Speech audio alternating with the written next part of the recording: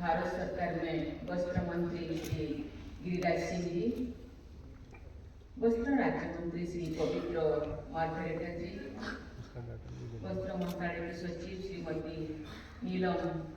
सामीराव जी, हस्तशिल्प विभाग के विकास आयुक्त सुश्री अमरुद्राज जी, गणमान्य अतिथिगण, देश भर से आए शिल्पकारगण, देवी और स्वजन, भारतीय हस्तशिल्प की समृद्ध परंपरा को नई ऊंचाइयां प्रदान करने वाले शिल्पकारों को सम्मानित करने के लिए आयोजित इस समारोह में उपस्थित हस्तशिल्प में भारत की विविध और समृद्ध सांस्कृतिक धरोहर की झलक मिलती, चाहे लोक चित्रकारी, पटचित्र, पिंजर और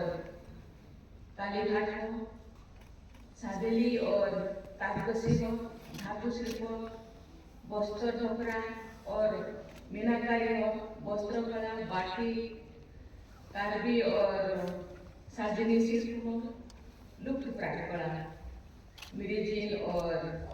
साथी लेम्फी हो, यहाँ प्रदर्शित सभी हस्तशिल्प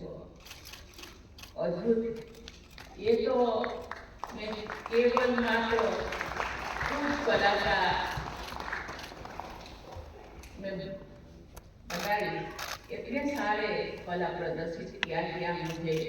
नाम भी याद नहीं आया। जितने सारे स्टेट है,